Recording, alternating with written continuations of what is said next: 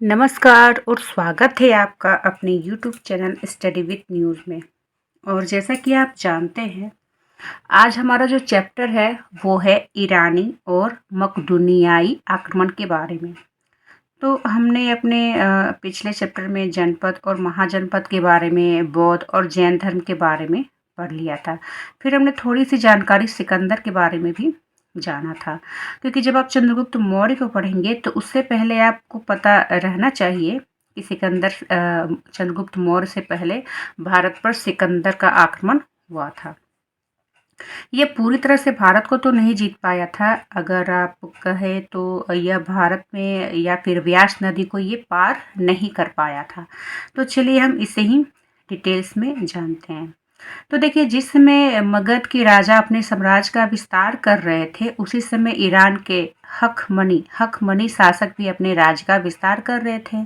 तो भारत पर आक्रमण करने में प्रथम जो सफलता मिली वो था दारा प्रथम को, जो कि साइरस का उत्तराधिकारी रहता है। और फिर इसने 3 अभिलेख बेस्तून और नक्शे रुस्तम से यह सिद्ध होता है कि उसी ने सर्वप्रथम सिंधु नदी के तटवर्ती भारतीय भूभाग को अधिकृत किया था। ठीक है। और इसके क्या होता है कि ईरानी लिपिकार जो रहते हैं, भारत में लेखन का एक विशेष रूप ले आए, जो कि आगे चलकर खरोष्टी खरोष्टी लिपि के नाम से प्रसिद्ध हुआ। यह जो लिपि है, अरबी की तरह दाई से बाई की ओर लिखी जाती है। ठीक है। तो देखिए, जब सिकंदर का भारत में आक्रमण हुआ था तो भारत के स्वतंत्र राज्य थे। कौन कौन से? तो यहाँ पर 27 दिए हैं। तक्षशिला, शूद्रक, पटलेन, निशा, पुरु, ये सभी। चलिए हम सिकंदर के आक्रमण को जानते हैं। तो देखिए, जब सिकंदर का आक्रमण होता है तो कह सकते हैं कि मेसिडोनिया के क्षत्रप फिलिप द्वितीय का पुत्र था। कौन? सिकंदर। मेसिडोनिया के क्षत्रप मतलब राजा कहा जाता है, फिलिप द्वितीय का पुत्र रहता है। सिकंदर के आक्रमण के समय पश्चिमोत्तर भारत जो था वो अनेक छोटे छोटे प्रांतों में बटा हुआ था, जिनमें कुछ राज्य गणतंत्रात्मक थे और कुछ राजतंत्रात्मक रहते हैं, और अलग अलग जितना सिकंदर के लिए आसान था।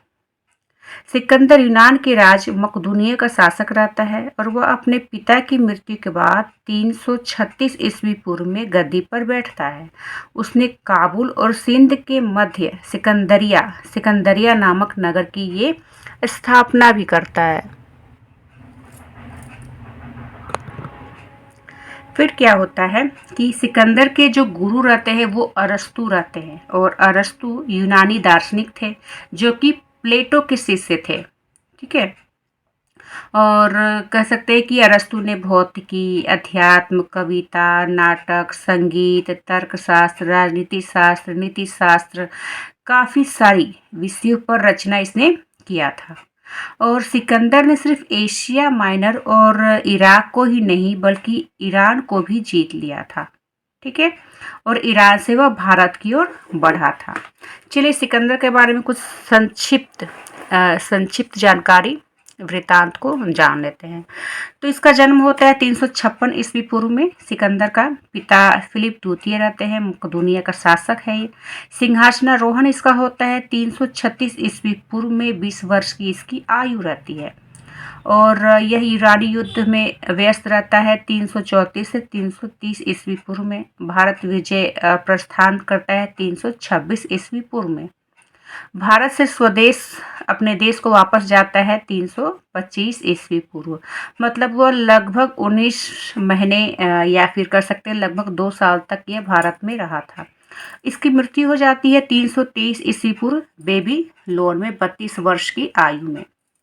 इतिहास के पिता कहे जाने वाले जो हेरोडोटस रहते हैं और अन्य यूनानी लेखकों ने भारत का वर्णन किया है कि यहाँ पर अपार संपत्ति थी, अपार संपत्ति वाले देश के रूप में किया था। तो इसी वर्णन को पढ़कर सिकंदर क्या करता है, भारत पर आक्रमण करने के लिए ये प्रेरित होता है। और ईसा पूर्व चौथी सदी में विश्व पर अपना आधिपत्य स्थापित करने के लिए यूनानियों और ईरानियों के मध्य संघर्ष होता है, युद्ध होता है।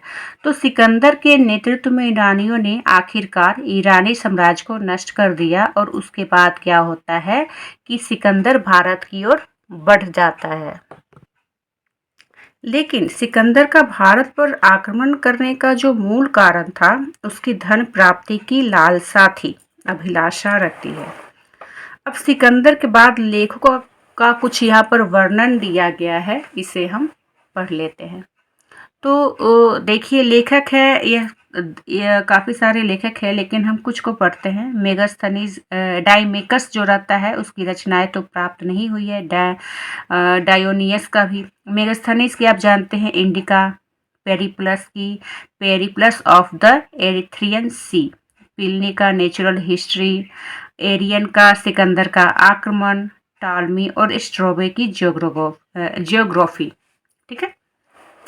देखिए, सिकंदर जो रहता है ना, वो खेबर दर्रे से होकर भारत आता है। ठीक है, खेबर दर्रे से होकर भारत आता है और अब उसने अपने पहला आक्रमण तक्षशिला के राजा आम्भी और पोरस के विरुद्ध किया था। तो जो आम्भी रहता है, तक्षशिला का राजा, तक्षशिला में ही गुरु रहते हैं चाणक्य। ठीक है, राजा रहता है आम्भी। तो आम्भी और पोरस जो थे सुविख्यात राजा रहते हैं, जिनका राज्य झेलम और चिनाब नदी के मध्य में पड़ता है। तो दोनों संयुक्त मोर्चा लेकिन इन्होंने नहीं बनाया था और ना ही खेबर दर्रे पर कोई प्रतिरक्षण रखा था। तो तक्षशिला के शासक आम्भी जो रहता है, सिकंदर के सामने आत्मसमर्पण कर देता है और झेलम नदी के किनारे पहुंचने पर सिकंदर का पहला और सबसे शक्तिशाली जो प्रतिरोध होता है, वो होता है पोरस का। हाइडेस्पीच, वितस्तता या फिर झेलम, ये सभी एक ही नाम है। तो पोरस और सिकंदर के मध्य जो झेलम नदी के किनारे सुप्रसिद्ध युद्ध होता है, वितस्तता का युद्ध, जिसमें सिकंदर ने पोरस को पराजित कर दिया। तो भारतीय राजा की बहादुरी और साहस से प्रभावित होकर सिकंदर ने पोरस को राज्य वापस कर देता है। क्योंकि जब हार जाता है पोरस, तो सिकंदर उससे पूछता है कि तुम्हारे साथ क्या सुलूक किया जाए। तो पोरस कहता है, आप वही कीजिए जो एक राजा को राजा से करना चाहिए। तो काफ़ी प्रभावित होता है सिकंदर और उसके राज्य को वापस कर देता है और उसे अपना सहयोगी बना लेता है। और पोरस के बाद सिकंदर ने कंठ जाति को भी पराजित किया था, ग्लोग निकाय को भी पराजित किया था। तो सिकंदर व्यास नदी की सीमा तक पहुंच तो गया था और वह पूर्व की ओर भी बढ़ना चाहता था, लेकिन उसकी जो सेना थी ना, उसका साथ देने से इनकार कर दिया, क्योंकि वो काफ़ी युद्धों के कारण थक चुकी थी, वापस जाना चाहती थी। क्योंकि आप जानते हैं, ये जो था भारत गर्म देश है। ठीक है, और ये काफ़ी ये थक चुके थे, बीमारियों से ये ग्रसित भी हो चुके थे। तो इन्हें अब आगे बढ़ने का सैनिकों को मन नहीं था। तो यूनानी इतिहासकार एरियन लिखता है कि युद्ध कला में भारतवासी अन्य तत्कालीन जनों से अत्यंत श्रेष्ठ थे। यूनानी सैनिकों को यह ज्ञात था कि गंगा के तट पर एक शक्तिशाली साम्राज्य है। गंगा का तट मतलब मगध।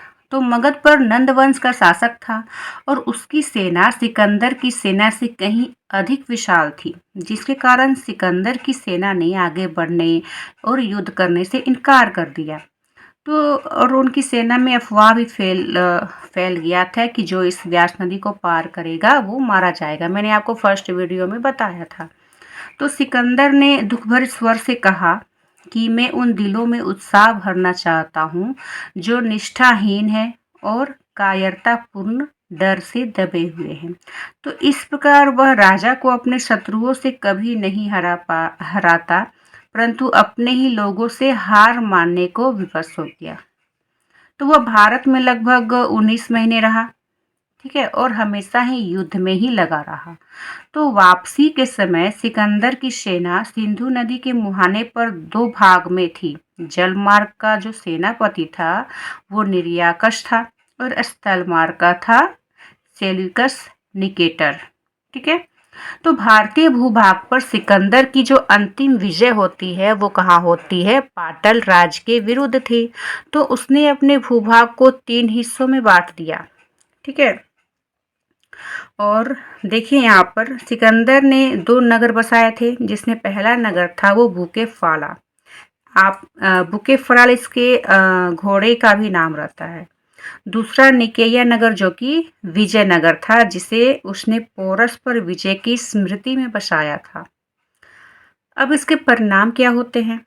तो इस आक्रमण का सबसे महत्वपूर्ण परिणाम होता है कि भारत और यूनान के बीच विभिन्न क्षेत्रों में प्रत्यक्ष संपर्क स्थापित होते हैं। सिकंदर के अभियान से 4 भिन्न-भिन्न स्थल मार्ग, जल मार्ग के द्वार भी खुल जाते हैं। भारत में गांधार शैली की कला, जिसका विकास द्वितीय शताब्दी ईस्वी पूर्व में हुआ, वह यूनानी प्रभाव का ही ये परिणाम रहता है। और तत्कालीन सुविधाएं जो है वो बढ़ जाती है व्यापार की। तो आक्रमण के परिणाम स्वरूप इन क्षेत्रों में यूनानी उपनिवेश स्थापित होते हैं और उनमें झेलम के तट पर बुके-फला और सिंधु के तट पर सिकंदरिया का अधिक महत्व था। तो सिकंदर कह सकते हैं कि इतिहासकार, सिकंदर के जो इतिहासकार रहते हैं वो मूल्यवान भौगोलिक विवरण छोड़ गए, जिसमें उन्होंने सिकंदर के अभियान की तिथि सहित इतिहास को लिखा है। और इससे हमें भारत में हुई कुछ घटनाओं का जो तिथि क्रम है उसे इतिहास तैयार करने में भी सहायता मिलती है। तो सिकंदर के इतिहासकार हमें सामाजिक और आर्थिक स्थिति के विषय में महत्वपूर्ण जानकारी देते हैं। वे हमें सती प्रथा, गरीब माँ बाप के द्वारा अपनी पुत्रियों को बेचने, पश्चिमोत्तर भारत के उत्तम नस्ल वाले गाय बैलों के विषय में भी हमें बताते हैं। अब देखिए सिकंदर के द्वारा कुछ जीते हुए क्षेत्र थे, कौन से थे? तो सिंधु और झेलम का भाग, जहाँ पर तक्षशिला के शासक आम्भी का शासन रहता है, ये सिकंदर ने जीत लिया। झेलम और व्यास नदी का भाग जो था पोरस का, सिंधु और उत्तरी पश्चिमी भाग फिलिप का, सिंधु का निचला भाग पिथोन का। ठीक है। अब यहाँ पर सिकंदर के पूर्व यूनानी लेखकों का विवरण भी यहाँ पर आपको दिया है, जिसमें से आप हेरोडोटस को जानते हैं, हिस्टोरिका इसने लिखी है। ठीक है। तो इस तरह से जो हमारा चैप्टर है, जब आप मौर्य को पढ़ेंगे तो उससे पहले ईरानी और मकदूनियाई आक्रमण को पढ़ेंगे। तो आज हमारे ये जो चैप्टर है आज यहाँ पर समाप्त होता है और नेक्स्ट वीडियो में हम मौर्य साम्राज्य को पढ़ेंगे। तब तक के लिए धन्यवाद।